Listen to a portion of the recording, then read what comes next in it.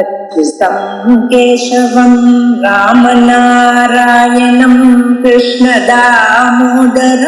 वासुदेवं हरिं श्रीधरं माधवं गोपिकावल्लभं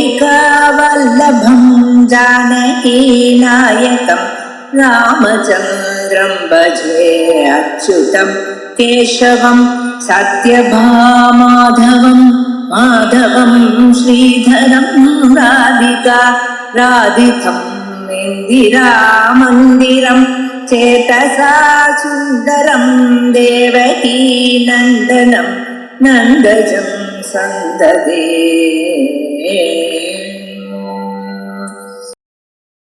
பிரம்மசூத்திரத்துல 2வது அத்தியாயத்திலே முதல் அதிகரணம், முதல் சூத்திரம் ஸ்மிருத்தி அனவகாச தோஷ பிரசங்க இது சேன்னா அந்நிய ஸ்மிருத்தி அனவகாச தோஷ பிரசங்கா அப்படின்னு ஒரு சூத்திரம். இதுல ஸ்மிருதி அப்படின்னு ஆரம்பம் இருக்கோ இல்லையோ, அதனால இதுக்கு ஸ்மிருத்தி அதிகரணம்னு பேர். ஏன் இதுக்கு ஸ்மிருதி அதிகரணம் அப்படின்னு பேருன்னு கேட்டா, ஸ்மிருத்தின்னு சூத்திரம் ஆரம்பிக்கிறது. பல அதிகரணங்களுக்கு பூர்வமீமாம்சையிலையும் இப்படிதான், அந்த சூத்திரத்துல இருக்கக்கூடிய முதல் பதம் இருக்கே அதை வச்சு பேர் வச்சிருவா. பிரம்மசூத்திரத்துல ஆதராத் அலோபகான்னு ஒரு சூத்திரம் வரும். 2 சூத்திரம். அதுல ஆதராத் அலோபகாங்கிறது பூர்வபக்ஷம், உபஸ்திதேத தத்வச்சனாத்கிறதா இங்க சித்தாந்த சூத்திரம். ஆனா அந்த அதிகரணத்துக்கு என்ன பேரு தெரியுமா? ஆதராதிகரணம் அப்படின்ட்டு. அப்படி ஒரு சில இடத்துல நமக்கு சூத்திரத்தில் உள்ள பதத்தை வச்சுன்னு சொல்ல மாட்டா. அப்ப தேவதாதிகரணம்னு சொல்றான், அங்க சூத்திரத்தினுடைய பதத்தை வச்சுன்னு சொல்லல. இங்க ஸ்மிருதி அதிகரணம்ங்கிறது இதுதான். இங்க உள்ள விஷயம் என்னங்கிறத நான் சொல்றேன். பிரம்மசூத்திரத்துல வியாசாச்சாரியா 4 அத்தியாயம் பண்ணியிருக்காளோ, 4ஆ பிரிச்சிருக்காளோ இல்லையோ. இது எதை வச்சு 4ஆ பிரிச்சா அப்படின்னு கேட்டா, அதுக்கு ஒரு நல்லா ஒரு யோஜனை பண்ணி தான் அந்த விபாகத்தை ஏற்படுத்தியிருக்கா. இது மீமாம்சா சாஸ்திரம் தான். இது பிரம்மசூத்திரம் அப்படிங்கிறது என்ன மீமாம்சா சாஸ்திரம்? வேதாந்த மீமாம்சா சாஸ்திரம். வேதாந்தம்ங்கிறது உபனிஷத்து. இந்த உபனிஷத்து வாக்கியங்களை விசாரம் பண்ணி சந்தேகம் வர இடத்துல, இப்படியா அப்படியா அப்படிங்கிற சந்தேகம் வர இடத்துல இப்படி வச்சுண்டா என்ன அப்படி வச்சுண்டா என்னங்கிறத நன்றாக விசாரம் பண்ணி எந்த பக்கம் சரியானது அப்படின்னு தீர்மானம் பண்ணக்கூடிய சாஸ்திரம் தான் மீமாம்சா சாஸ்திரம்னு சொல்லப்படுறது. அப்படி வந்திருக்கிற சாஸ்திரத்துல பூர்வ மீமாம்சா சாஸ்திரம்ங்கிறது கர்மகாண்டத்தை பத்தின விசார சாஸ்திரம். அது ஜைமினி மகர்ஷி எழுதினது. அவர் வேதாந்தத்துக்கு வரல, கர்மகாண்டத்தோட முடிச்சுன்னு விட்டார். இங்கே வேதாந்தத்துக்காக ஜைமினிக்கு குரு பாதராயணர் வியாசர் அவர் சாஸ்திரம் எழுதியிருக்கார் சூத்திர ரூபமாக. இதைத்தான் நாம சாரீரக மீமாம்சா சாஸ்திரம்னு சொல்றோம். 4 அத்தியாயம் கொண்டது. முதல் அத்தியாயத்துல சமன்வயாத்தியாயம்னு பேரு. என்ன சொல்றாருன்னு கேட்டா, சந்தேகம் வரக்கூடிய வேதாந்த வாக்கியங்களை எடுத்து விசாரிக்க பார்த்து இந்த வாக்கியமானது பிரம்மத்தை சொல்றதா வேற எதையாவது சொல்றதா அப்படிங்கிறத விசாரிச்சு தீர்மானம் பண்றது. இதுதான் முதல் அத்தியாயத்தினுடைய விஷயம். அதுல தீர்மானமானது வேதாந்தம் சர்வ ஜகத்துக்கும் காரணமாக பிரம்மன் தான் இருக்கு, பிரம்மத்திலேருந்து தான் சர்வ ஜகத்தும் உண்டானது அப்படின்னு சொல்றதுன்னு தீர்மானம் பண்ணி கொடுத்தார். வாக்கியத்துக்கு ஒரு அர்த்தத்தை தீர்மானம் பண்றச்சே நம்ம எப்படி பார்க்கிறோம் அப்படின்னு கேட்டா, உபனிஷத்து வாக்கியங்கிறது உபனிஷத்து அப்படி நீளமா போயிட்டே இருக்கு. அதுல நடுப்புறதான் நமக்கு சந்தேகம் வருது. அப்ப முன்னாடி பின்னாடி என்ன இருக்குன்னு பூர்வோத்தர சந்தர்ப்ப ஆலோசனை. முன்னாடி சொன்னது என்ன பின்னாடி சொன்னது என்ன அதெல்லாம் கோத்து பார்த்தாதான் வாக்கியத்தினுடைய அர்த்தத்தை புரிஞ்சுக்க முடியும். இது உபனிஷத்துல மாத்திரம் இல்லை, நாம பேசுறத கூட நம்ம முன்னாடி பின்னாடி விஷயம் சொல்லாமல் நடுப்புற ஒரு வாக்கியத்தை கொடுத்து சொன்னா ஒண்ணுமே புரியாது. அதனால அப்படிதான் பார்க்கணும். அப்படி பார்க்கறச்சு சந்தேகம் வர இடத்துல எப்படி தீர்மானம் பண்ணணும் அப்படிங்கிறத சமன்வயாத்தியாயத்துல பண்ணி கொடுத்து விட்டார். இப்ப அவிரோதாத்தியாயம்ங்கிறது இது என்ன அப்படின்னு கேட்டா, பூர்வோத்தர சந்தர்ப்பத்தை வச்சு நீ வாக்கியார்த்தம் சொல்லி கொடுத்துட்ட, ஆனா அதுக்கு மற்ற கிரந்தத்தினுடைய விரோதம் வருது, அதுல சொன்ன விஷயத்துக்கு யுக்தி விரோதம் இருக்கே அப்படின்னு ஆக்ஷேபம் வருது. மற்ற கிரந்தங்களுக்கு விரோதமாக இருக்கு அப்படிங்கிற சொல்றதுக்கு ரெண்டு அதிகரணம். யுக்திகளுக்கு விரோதமாக இருக்கு, பல யுக்திகளுக்கு நீங்க சொன்ன சமன்வயம் சரியா வர மாட்டேங்கிறதுன்னு சொல்றதுக்கு அதுக்கு மேல இருக்கக்கூடிய 10-15 அதிகரணங்கள், நிறைய அதிகரணங்கள் இருக்கு. ரெண்டாவது இப்படி விரோதம் வருதுன்னு கேட்டு அந்த விரோதத்தை பரிகாரம் பண்றதுக்காக வந்த அத்தியாயம் அவிரோதாத்தியாயம். முதல் பாதத்துல ஸ்மிருதி நியாய விரோத பரிகாரா அப்படின்னு பாஷிகாரர் சொல்லுவார். ஸ்மிருதின்னு சொன்னா வேற ஒரு கிரந்தம், அந்த கிரந்தத்துக்கு விருத்தமா இருக்கு நீங்க சொன்ன சமன்வயம் வேதாந்தார்த்தம் அப்படின்னு சொன்னால் அந்த விரோதத்தை பரிகாரம் பண்றது. லோக பிரசித்தமான யுக்திகளுக்கு விருத்தமா இருக்கு நீ சொன்ன சமன்வயம் அப்படின்னு சொல்றது பரிகாரம் பண்றதுக்கு மற்ற அதிகரணங்கள். ரெண்டாவது பாதத்துல அவிரோதாத்தியாயத்துல ரெண்டாவது பாதத்துக்குள்ள பார்த்தோம்னா அங்க அது கொஞ்சம் வித்தியாசமான பாதம். வேதாந்தார்த்தம் சொன்னதுக்கு விரோதம் வந்ததா இல்லையா அங்க விசாரிக்கல.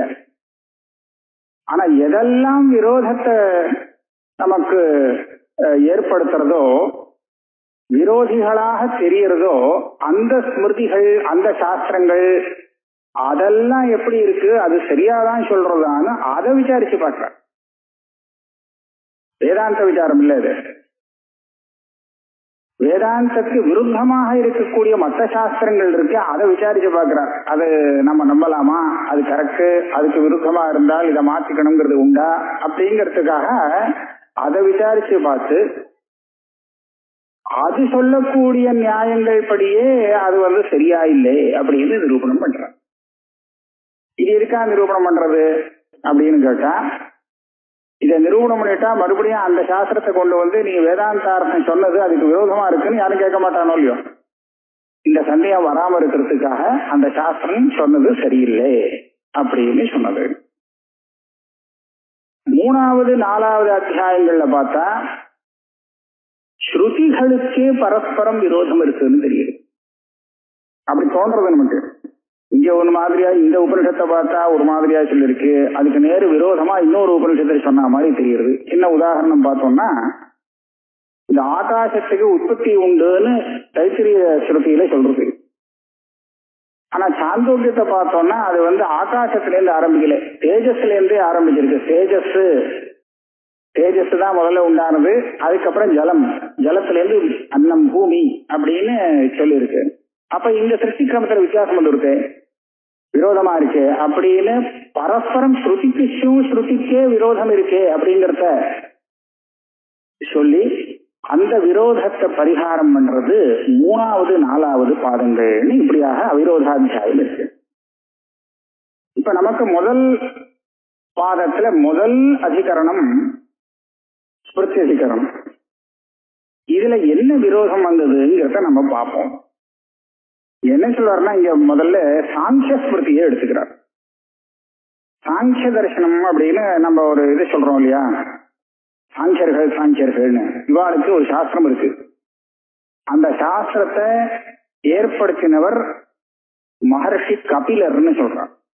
கபிலாச்சாரியர்னால ஏற்படுத்தப்பட்டது இது. அவர் சொன்ன சில தத்துவங்கள், அவர் சொன்ன யுக்திகள், அதையும் நம்ம வேதாந்தத்துல சொன்ன விஷயத்தையும் பார்த்தா சேர மாட்டேங்கிறது. இந்த பிரபஞ்சமானது எதிலிருந்து உண்டானது அப்படின்னு கேட்டால் பிரம்மத்திலிருந்து உண்டானது அப்படின்னு சொல்றதா வேதாந்தம்? அவன் அப்படி சொல்லல. பிரபஞ்சம் எதுலேருந்து வந்ததுன்னு கேட்டா பிரகிருதி பிரதானம்னு ஒண்ணு இருக்கு, அதுல இருந்து வந்ததுன்னு சொன்னான். பிரதானத்திலேருந்து உண்டானது. அதை எதை வச்சு சொன்ன அப்படின்னு கேட்டா யுக்தியும் இருக்கு, எங்க சூத்திரக்காரரும் அப்படிதான் சொல்லியிருக்கார். பிரகிருத்திலேருந்து தான் எல்லாம் வந்ததுன்னு அவர் சொல்லிட்டார். ஒண்ணு, பிரகிருதிங்கிறது 3 குணங்கள் கொண்டது. அந்த 3 குணங்கள், பிரகிருத்தியில இருக்கக்கூடிய குணங்கள் அதனுடைய காரியமான பிரபஞ்சத்திலையும் நமக்கு தெரியுது, அனுவர்த்தி ஆகிறது. லோகத்துல பார்க்கக்கூடிய எந்த வஸ்துவா இருந்தாலும் அது 3 குணங்களை கொண்டதாகத்தான் இருக்குன்னு நாம கண்டுபிடிக்கலாம். எதை வச்சு கண்டுபிடிக்கலாம்னா, ஒரு வஸ்துவை பார்த்து ஒருத்தனுக்கு சந்தோஷமா இருக்கு, ஒருத்தனுக்கு துக்கமா இருக்கு, ஒருத்தனுக்கு ஒரே மோகமா இருக்கு, புரியல அப்படின்னு இருக்கு, அப்படிங்கிறத பார்த்தால் அந்த வஸ்து 3 குணங்கள் கொண்டதாக இருக்கு அப்படிங்கறது இதை வச்சு கண்டுபிடிக்கலாமா? அந்த வஸ்து சரியில்லை, ஒவ்வொருத்தருக்கு ஒவ்வொரு தினசா தெரியறது அப்படிங்கிறதுக்கு காரணம் என்ன அப்படின்னு கேட்டா, வஸ்துல 3 குணம் இருக்கு, ஒவ்வொருத்தனுக்கு ஒவ்வொரு குணம் தெரிகிறது. இந்த யானையை பார்க்கறதுக்கு சொல்ற அளவு இல்லையோ, ஒவ்வொருத்தன் ஒவ்வொரு பக்கமா பார்த்து ஒவ்வொரு மாதிரியா இருக்கு யானைன்னு கண்டுபிடிச்சு அந்த மாதிரி புரிஞ்சுட்டான்னு. அப்ப அந்த விதமாக வஸ்துவ மனுஷன் புரிஞ்சுக்கிறான்னு சொல்றான். ஆனா அந்த விஷயத்தை பல பேர் கண்டிச்சுட்டா, இது வஸ்துவுடைய தோஷம் இல்லை, அது பலவிதமாக புரிஞ்சுன்றதுன்னு புரிஞ்சுக்கிறவனுடைய தோஷம். இதை வச்சு வஸ்து இப்படித்தான் எப்படி தீர்மானம் பண்றது இல்லையா? இந்த திருஷ்டாந்தத்துல யானையை இவெல்லாம் சரியா பார்த்துக்க முடியல, அப்படி தெரிஞ்சுக்க முடியலங்கிறதுக்காக அது யாருடைய தோஷம்? யானையுடைய தோஷம் இல்லையே, இவாளுடைய தோஷம் தானே. இதை வச்சு நீ வஸ்துல 3 குணங்கள் இருக்குன்னு எப்படி கண்டுபிடிப்ப அப்படின்னு கேட்டா, அதுக்காக ஒரு யுக்தி சொல்றான். இவாளுக்கு வரக்கூடிய ஞானம் இருக்கே, அந்த ஞான அந்தஸ்கரணம் புத்தியால வர வேண்டியது தானே. அந்த புத்தியில இந்த 3 குணம் இருக்க கண்டுதான் ஒவ்வொருத்தருக்கும் ஒரு மாதிரியான ஒரு அனுபவம் ஏற்படுறது, விஷயத்தை பத்தின அனுபவம் ஏற்படுறது.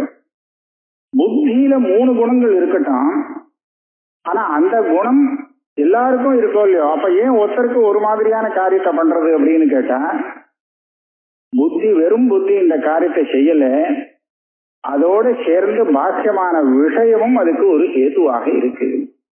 ஆக புத்தி எப்படி ஒரு காரணமோ அதே மாதிரி அதனுடைய பாக்கிய விஷயங்களும் அதுக்கு காரணமா இருக்கிறதுனாலே அதுலயும் 3 குணங்கள் இருக்கு அப்படிங்கிறத யுக்தி புரஸ்தரமாக அவ சொல்றா.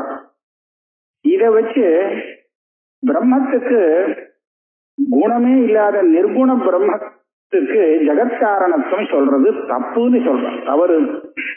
ஏன்னு கேட்டா, பிரபஞ்சம் 3 குணங்கள் கொண்டதாக இருக்கு, அதுக்கு காரணம் குணமே இல்லாததாக இருக்கு, பொருத்தமே இல்லையே, எப்படி இந்த மாதிரி காரிகாரண பாவம் வர முடியும்? ஆக உபனிஷத் சொன்னது சரியில்லை அப்படின்னு சொல்றான். இது ஒரு அம்சம்.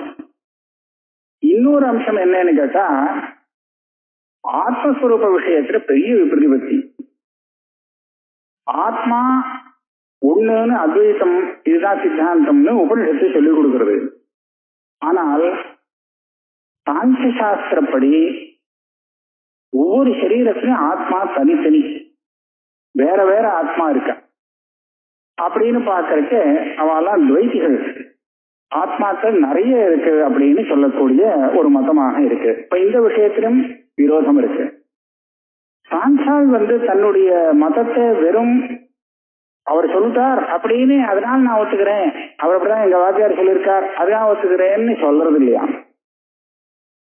கபிலர் சொன்ன விஷயத்தை யுக்திக்கு சரியா வருதா இல்லையா அப்படிங்கிறத பரீட்சை பண்ணி பார்த்து யுக்திக்கு சரியா வரதுனால அதை ஏத்துக்கிறேன் அப்படின்னு சொல்றான். அப்ப அப்படி இருக்கும்போது அவ சொன்ன மதத்தை நாம தவறுன்னு சடார்னு சொல்ல முடியாது. அதுக்கு விரோதமாக வேதாந்தத்துல நீங்க சொல்லிக் கொடுத்த சமன்வயம் இருக்கிறதுனால ஒரு சமயம் இந்த வேதாந்த அர்த்தத்துல புரிஞ்சுக்கிறதுல நமக்கு ஒரு தவறு ஏற்பட்டிருக்கலாம். வேதாந்தத்தை அப்பிரமாணம்னு சொல்லல, இந்த மாதிரி அதுக்கு தாற்பயம் சொன்னது சரியில்லையோ அப்படின்னு நமக்கு சந்தேகம் வரும். இந்த சந்தேகத்தை போக்குறதுக்காகத்தான் முதல் அதிகரணம் பிரத்யவகாச தோஷ பிரசங்க இதுகே அப்படின்னு இந்த அதிகரணம் வருது. சாதாரணமா பூர்வமீமாம்சா சாஸ்திரத்தை வச்சுட்டு இந்த ஆட்சேபத்துக்கு நம்ம பதில் சொல்லிட முடியும். இதுக்கு நம்ம புதுசா ஒரு அதிகரணம் பண்ணணுங்கிறது அவசியம் இல்லை. எப்படின்னு பார்க்கலாம். வேதம் அபௌருஷேயம். கபிலர் பண்ணின ஸ்மிருதி அப்படின்னு சொன்னா அந்த கிரந்தம் அபௌருஷேயம் கிடையாது, அவர் பண்ணினது. அவர் தனக்கு எப்படி தெரிஞ்சதோ தான் தெரிஞ்சின்ற விஷயத்த சூத்திரமாக எழுதி கொடுத்திருக்கார். வேதம் மாதிரி இல்லை. வேத விஷயத்துல அபௌருஷேயத்துவம் சொல்றதுனால ஒரு புருஷனுடைய புத்திபூர்வகமாக எழுதப்படாததுனாலே புருஷனுடைய ஒரு தோஷங்கள்லாம் வேதத்துக்கு வந்து சேராது, வரத்துக்கு சான்ஸ் இல்லை. ஆனா கபில ஸ்மிருதி அப்படி இல்லை. கபிலர் ஒரு சமயம் தவறாக தெரிஞ்சுட்டு இருந்தாருன்னு சொன்னா அவர் சொன்ன கிரந்தத்துல அது அப்படியே வந்துடும். அதுவும் தவறாத்தான் இருக்கும். இதம் ரஜதம் அப்படின்னு அந்த சுக்தியை பார்த்து ஒருத்தன் சொல்றான்னு சொன்னா அவன் அப்படி தெரிஞ்சுட்டு இருக்கான், அப்படி சொல்றான். அவன் தெரிஞ்சின்றதே தப்பு, அதனால அதை பார்த்து சுக்தியை போய் ரஜதம்னு சொல்றான். அப்படிதான் நம்ம சொல்ல வேண்டியிருக்கு. ஆக பௌருஷேயமான கிரந்தங்கள்ல அந்த புருஷன் எப்படி தெரிஞ்சுட்டு இருக்கான் அப்படிங்கிறத பார்த்து அதுக்கு தகுந்தா போலதான் அவனுடைய கிரந்தம் அமையும், அதனுடைய பிராமாண்யம் அமையும். அப்படி இருக்கிறது அதுக்கு தௌர்பல்யம். ஸ்ருதிக்கும் அந்த ஸ்மிருதிக்கும் எங்கேயாவது விரோதம் வந்தது அப்படின்னு சொன்னால் பூர்வமீமாம்சை என்ன சொல்றது? ஜெய்மினி சொல்றார், விரோதே ஸ்வனபேட்சியம் சியாத் அசதிஸ்தி அனுமானம். வேதத்துக்கும் ஸ்மிருதிக்கும் விரோதம் வந்தால் இந்த ஸ்மிருதிய பிரமாணமாக ஏற்றுக்கப்படாது அப்படின்னு. ஏன்னா இது தப்பு இருக்கலாம், அவருக்கு அப்படி தோணி இருக்கு, அவர் அந்த மாதிரி சொல்லியிருக்கார். வேதத்துல சொன்ன விஷயம் அவருக்கு அந்த சமயத்துல புரிக்காம போயிருக்கலாம். ஆக அதுக்கு விருத்தமா இருந்தா எடுத்துக்க முடியாது, பிரமாணம் எடுத்துக்க முடியாதுன்னு சொல்லிட்டார். அது போருமே இங்க உபனிஷத்துல சொல்லப்பட்ட அர்த்தத்துக்கு விரோதமாக கபிலருக்கு சொல்றதுக்கு என்ன ரைட் இருக்கு? கபிலர் சொன்னார்னா உபனிஷத்து விருத்தமா இருக்கிறதுனால அவர் சொன்னது தப்புன்னு சொல்லிட்டு போடலாமே அப்படின்னு ஒரு கேள்வி வரும். அதுக்கு என்ன பதில் சொல்ற? அப்படி இல்ல, இங்க நம்ம இன்னொரு நியாயத்தை வச்சுட்டு பார்க்கணும், அதனால இங்க சந்தேகம் வரும். எப்படி சந்தேகம் வருதுன்னு கேட்டா, லோகத்திலே பிரசித்தமான யுக்திகளை கொண்டு தான் சொன்ன சித்தாந்தம் கரெக்ட் அப்படின்னு ஸ்தாபிக்கிறா சாங்கியா. அவ ஸ்ருதிய அடிப்படையா வச்சுட்டு இருக்கான்னு நான் சொல்ல வரல. ஆனால் ஸ்ருதியே அந்த கபிலரை பத்தி என்ன சொல்றதுன்னு பார்த்தோம்னா, கபிலரை சர்வஜராக ஸ்ருதி வர்ணிக்கிறது. அவர் பிறக்கும் போதே அந்த பரமேஸ்வரன் அந்த கபில மகர்ஷிய ஞானத்தை கொடுத்து நிரப்பியிருக்காராம். அவனை சர்வஜராக சிருஷ்டி பண்ணியிருக்கார். ஆக ரிஷிம் பிரசூதம் கபிலம் யஸ்தமக்ரே ஞானைர் விபர்த்தி அப்படின்னு. ஞானைர் விபர்த்தினா அவ்வளவு தத்துவ ஞானத்தை போட்டிருக்கார். அப்ப அவர் சொன்னது எப்படி தப்பாகும்? ஸ்ருதியை ஒத்துக்கிறதே கபிலர் சர்வஜர் அப்படின்னு. அதனால அவர் சொன்னதை தப்புன்னு சொல்றதுக்கு முடியாது. நேரடியா ஸ்ருதி சொல்லிருக்கு, அதுக்கு விரோதமா இருக்கு அப்படிங்கிறதுனால ரெண்டையும் சரின்னு சொல்ல முடியுமானா ரெண்டையும் சரின்னு சொல்ல முடியாது. அனுஷ்டான விஷயத்துல இந்த மாதிரி வந்தால் அப்ப விகல்பம்னு சொல்லுவோம். இப்படி இதுல சொல்லிருக்கு, அதுல அப்படி சொல்லிருக்கு, இப்படியாவது பண்ணலாம் அப்படியாவது பண்ணலாம் அப்படின்னு. ஆனா இது அனுஷ்டான விஷயம் கிடையாது, இது தத்துவ விஷயம். இப்படியாவது இருக்கலாம் அப்படியாவது இருக்கலாங்கிறது இங்க நடக்காது. ஏதாவது ஒண்ணு சரி இன்னொன்னு தவறுன்னு தான் சொல்ல முடியாது. அப்ப என்ன பண்ணலாம்னா, வேதாந்த வாக்கியத்துக்கு நீ அர்த்தம் சொல்ற விதம் தப்புன்னு நான் சொல்றேன். கபிலர் என்ன சொன்னாரோ அதை அனுசரித்து வேதாந்த வாக்கியத்துக்கு அர்த்தம் சொல்லு அப்படின்னு சாங்கியன் இங்க பூர்வபக்ஷம் பண்றான். கபிலர் சொல்றத வச்சுட்டு வேதாந்த வாக்கியத்துக்கு அர்த்தம் சொல்லலாமே, சொன்னால் விரோதம் இல்லாமல் இருக்குமே. விரோதத்தை பரிகாரம் பண்றதுதான் எனக்கும் வேற. விரோதம் சொல்லணுங்கிறதுக்காக நான் வரல. பூர்வபக்ஷி கூட இந்த மாதிரி விரோதம் வராம இருக்கணுங்கிறதான் அவனும் நினைக்கிறான். ஆக கபிலர் சொன்னத்தை அனுசரிச்சு வேதாந்த வாக்கியங்களுக்கு அர்த்தம் சொல்லலாமே அப்படின்னு கேட்கிறான். நாம திருப்பி கேட்கலாம், ஏன் கபிலர் சொன்ன வாக்கியத்துக்கு வேதாந்தத்துக்கு விரோதம் இல்லாமல் அர்த்தம் பண்ணலாமே, நீ ஒரு வியாக்கியானம் புதுசா பண்ணலாமேன்னு கேட்டா, இல்ல, வேதாந்தம் எது இருக்கோ அதனுடைய அர்த்தத்தை கபிலருடைய இதுக்கு அனுகூலமாக நம்ம வர்ணிக்கணுமே தவிர இதை அனுசரிச்சு கபிலருடைய கிரந்தத்துக்கு அர்த்தம் சொல்ல முடியாது, மாற்ற முடியாது. ஏன்னா யுக்தி புரஸ்தரமாக அவ தன்னுடைய அர்த்தத்தை சொல்லிட்டா. வேதாந்தத்துல அது இல்ல. யுக்தியோடு ஒரு விஷயத்தை சொல்லிட்டான்னா அது மனசுல நல்லா பதிஞ்சிடும். ஆக அதுக்கு பிராதானியம் இருக்கு. அதை அனுசரிச்சுதான் நாம இத சொல்லணும். அது மாத்திரம் இல்லை, ஸ்ருதியுடைய அர்த்தமானது ரொம்ப ரகசியமானது, கூடமானதுன்னு சொல்லுவாங்க. அப்ப அதனுடைய அர்த்தத்தை புரிஞ்சுக்கிறதுக்காக நாம எதை உபயோகப்படுத்திக்கணும் அப்படின்னு சொன்னா, இந்த சர்வஜனால மகர்ஷிகள்லாம் இருக்காளே, அவ சொல்லி கொடுத்த ஸ்மிருதி கிரந்தங்கள் இருக்கு, ஸ்மிருதி புராணங்கள்லாம் இருக்கு, இதை அனுசரிச்சுதான் ஸ்ருதியுடைய அர்த்தத்தை நம்ம புரிஞ்சுக்கணும். அதுக்காக தான் அந்த கிரந்தங்கள்லாம் ஏற்பட்டிருக்கு.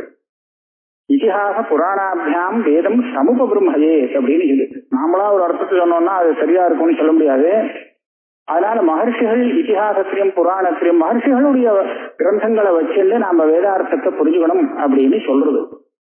அப்ப அந்த விதத்துல பாக்குறக்க கபிலர் சொன்னத்தை அனுசரிச்சு அதுக்கு விரோதம் இல்லாமல் வேதாந்தத்துக்கு அர்த்தம் சொல்வது நியாயமாக இருக்கும் அப்படின்னு நினைக்கிறாங்க. ஆக ஸ்மிருதியை அனுசரிச்சு வேதாந்தத்துக்கு அர்த்தம் சொல்லணும். இதுதான் இங்க வந்த பூர்வபக்ஷம்.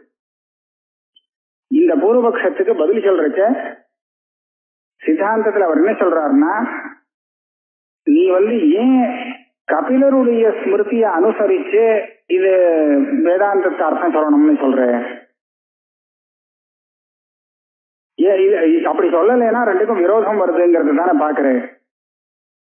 ஆனால் கபிலர் சொன்னத்தை அனுசரிச்சு வேதாந்தத்துக்கு அர்த்தம் சொன்னீங்கன்னா மன்வாதி ஸ்மிருதிகளுக்கு விரோதம் வந்துவிடும். வேதாந்தத்துல சொல்லப்பட்ட விஷயத்துக்கு ஸ்மிருதி விரோதம் இருக்கக்கூடாது அப்படிங்கறத நீயும் நினைக்கிறேன், நானும் நினைக்கிறேன். விரோதம் தெரியுது, அந்த விரோதத்தை பரிகாரம் பண்றதுக்கு ஸ்மிருதியில என்ன சொல்லியிருக்கோ அதை அனுசரித்து வேதாந்த வியாக்கியானம் பண்ணலாம்னு நீ நினைக்கிற. ஆனால் இப்படி சொன்னால் அதுக்காக விரோதத்தை இல்லாம பண்ணிட முடியாது. கபிலஸ்மிருதியை அனுசரித்து வேதாந்தத்துக்கு அர்த்தம் சொல்ல போனால் மனுஸ்மிருதிக்கு விரோதம் வந்துவிடும். இது என்ன சொல்றார்? ஸ்மிருத்தி அனவகாச தோஷ பிரசங்கா அந்நிய ஸ்மிருத்தி அனவகாச தோஷ பிரசங்கா அப்படி. இதுக்கு என்ன, இதுல அவகாச அனவகாசன்னு பதங்களை போட்டிருக்காரு சூத்திரக்கார். இந்த அனவகாச அவகாச அப்படிங்கிற இந்த ரெண்டுக்கு ரெண்டு விதமா அர்த்தம் சொல்லியிருக்கு. அவகாசம் அப்படின்னா சாவகாசமா இருக்குன்னா இதுக்கும் அதுக்கும் விரோதத்தை பரிகாரம் பண்ண முடியும், விரோதம் இல்லை. அனவகாசம்னா விரோதம் இருக்கு, அதை வேற மாற்றி அர்த்தம் சொல்ல முடியாது அப்படின்னு சொல்லணும். இந்த மன்வாதி ஸ்மிருதிகள் இருக்கு, அதே சமயத்துல கபில ஸ்மிருதி இருக்கு. இந்த ஸ்மிருதிகளுக்குள்ளேயே பரஸ்பரம் விரோதமா இருக்கு. மன்வாதி ஸ்மிருதிகள் எப்படி இருக்கு அப்படின்னு கேட்டா சிஷ்ட பரிகிரகீதமான ஸ்மிருதிகள். இந்த ஸ்மிருதிகள் எப்படி இருக்குன்னு கேட்டா நாம எப்படி இந்த உபனிஷத்துக்கு தாற்பயம் சொல்லியிருக்கோமோ இதை அனுசரித்து மன்வாதி ஸ்மிருதிகள் எல்லாம் போடுறது. ஸ்மிருதின்னு சொன்னா மனுஸ்மிருதி ஒண்ணு, வியாசர் பண்ணின மகாபாரத ஸ்மிருதி, இது எல்லாமே ஸ்மிருதியில சேரும். அப்ப ஒத்து போகக்கூடிய ஸ்மிருதிகளும் இருக்கு. வேதாந்தார்த்தத்தோட ஒத்து போகாத ஸ்மிருதியை நீ காமிக்கிற கபில ஸ்மிருதிய. அப்ப ஸ்மிருதிகளுக்குள்ளேயே விரோதம் இருக்கே. அப்ப ஒரு ஸ்மிருதியை அனுசரிச்சு இன்னொரு ஸ்மிருதிக்கு அர்த்தம் சொல்ல முடியலையே, அப்ப என்ன பண்ணுவேன்? அந்த விரோத பரிகாரம் பண்ணியாகணுமே அப்படின்னு கேட்டால் அவன் என்ன சொல்றான் பூர்வபக்ஷி, மன்வாதி ஸ்மிருதிகளை நீ எனக்கு காமிக்காதே, அது தத்துவத்தை சொல்லிக் கொடுக்கறதுக்காக வந்த ஸ்மிருதிகளே கிடையாது, அது தர்மத்தை போதிக்கிறதுக்காக வந்த ஸ்மிருதி. ஒரு மனுஷன் அவன் எந்த மாதிரி தர்மத்தோடு வாழ்க்கையை நடத்தணும், தர்மத்தை கடைபிடிக்கணும், அவனுக்கு என்னென்ன சமஸ்காரங்கள் எல்லாம் பண்ணணும், 4 ஆசிரமங்கள் வர்ணங்கள் இத்தியாதி விஷயங்களை நிரூபணம் பண்ணி அவளுடைய தர்ம நிரூபணம் பண்றதுக்காக தான் அந்த ஸ்மிருதிகள்லாம் வந்திருக்கு. ஆனா கபிலர் சொல்லி கொடுத்த ஸ்மிருதி இருக்கே, இதுக்கும் அதுக்கும் சம்பந்தம் இல்லை, இது அதுக்காக வரல, இது வெறும் தத்துவத்தை சொல்லிக் கொடுக்கறதுக்காக வந்தது, மோட்சோபாயமாக தத்துவஞானத்தை சொல்லிக் கொடுக்கறதுக்காக வந்த ஸ்மிருதி. அந்த ஸ்மிருதிக்கு அந்த விஷயத்திலையும் பிராமான்யம் கொடுக்கல அப்படின்னு சொன்னால் மொத்தமா அப்பிரமாணம்னு ஆயிடும். இதுதான் ஒரு அனவகாசமான. மன்வாதி ஸ்மிருதிகளுக்கு அப்பேற்பட்ட கஷ்டம் இல்லை. அது சொன்ன விஷயத்துல தத்துவ விஷயத்துல அது தப்புன்னு ஆனாலும் கூட அனுஷ்டான விஷயத்துல அது பிரமாணமா தான் இருந்துட்டு இருக்கு. அதுலதான் அதுக்கு பிரதான தாத்பரியம். அதனால சாவகாசம் நிரவகாசம் அப்படிங்கிற ஒரு நியாயத்தை கொண்டு பார்க்கறச்ச கபிலஸ்மிருதி மன்வாதி ஸ்மிருதிகளை விட பிரபலமானது. ஆக மன்வாதி ஸ்மிருதிகளை தூக்கேறி அதுக்கு இந்த அம்சத்துல அதுக்கு பிராமாண்யம் கொடுக்காது, அதை எடுத்துக்காதேன்னு சொன்னா தத்துவ விஷயத்துல அதை சொன்னதை நம்ம ஏற்றுக்க கூடாது. கபிலஸ்மிருதியில சொன்ன விஷயம்தான் ஏற்றுக்கணும். ஆக அதை அனுசரித்து வேதாந்தத்துக்கு வியாக்கியானம் பண்ணணும் அப்படின்னு கேட்கிறேன். அப்போ இது எல்லாத்துக்கும் சேர்த்து ஒரு பதில் சொல்றார். ஸ்மிருத்தி அனவகாச தோஷ பிரசங்க இதுன்னா அந்நிய ஸ்மிருத்தி அனவகாச தோஷ பிரசங்காத். இங்க சொல்லக்கூடிய தாற்பயம் என்ன அப்படின்னு கேட்டா, மன்வாதி ஸ்மிருதிகள் இருக்கு, அந்த ஸ்மிருதிகள்லாம் தர்மத்தை சொல்லிக் கொடுக்க வந்ததுங்கிறத நான் இல்லைன்னு சொல்ல போறது இல்லை. ஆனா தத்துவத்தை சொல்லிக் கொடுக்க வந்த அந்த பாகத்துக்கு தத்துவத்துல தான் தாற்பயமே தவிர அதை தாற்பயம் இல்லைன்னு நீ சொல்லப்படாது. இப்படி சொல்றது எப்படி இருக்குன்னு கேட்டாக்க, தத்துவத்துல சொல்றதுக்காக வந்தது இல்லை அப்படின்னு நீ எப்படி தீர்மானம் பண்ண முடியும்? தர்மத்தை சொல்லி கொடுக்கறதுக்காக வந்த பாகத்தை தர்மத்துல தாற்பயம் கொண்டதுன்னு சொல்லலாம். அதே சமயத்துல தத்துவத்தை சொல்லிக் கொடுக்கக்கூடிய பாகம் இருக்கு, அதை எப்படி நீ தத்துவத்துல தாற்பயம் இல்லைன்னு சொல்ல முடியும் ஒரு கிரந்தத்துல? ஆக அதை இல்லைன்னு சொல்ல முடியாதுங்கிறதுனால ஈஸ்வரன் தான் ஜெகத்துக்கு காரணம் அப்படின்னு சொல்லக்கூடிய பல ஸ்மிருதிகள் மன்வாதி ஸ்மிருதிகள் இருக்கு. இதுகளுடைய தாற்பயத்தை நீ மாற்ற முடியாது. அந்த மாதிரி எங்க இருக்கு ஸ்மிருதி, என்னென்ன ஸ்மிருதி வாக்கியங்கள் இருக்கு அப்படின்னு கேட்டால் வரிசையா சொல்லிட்டு வர்றார். தா உதாஹரிஷ்யாமஹா யத்தத் சூக்ஷ்மம் அவிஜ்ஞேயம் அப்படின்னு பரமாத்ம ஸ்வரூபத்தை ஆரம்பிச்சு அந்த சூக்ஷ்மம் அவிஜ்ஞேயம் நமக்கெல்லாம் தெரியாத சூக்ஷ்மமான ஸ்வரூபம் தரி அந்தராத்மா பூதானாம் க்ஷேத்ரஜ்ஞேதி கட்சதே. சர்வ பிராணிகளுக்கும் அந்தராத்மாவாக இருக்கக்கூடியது அது.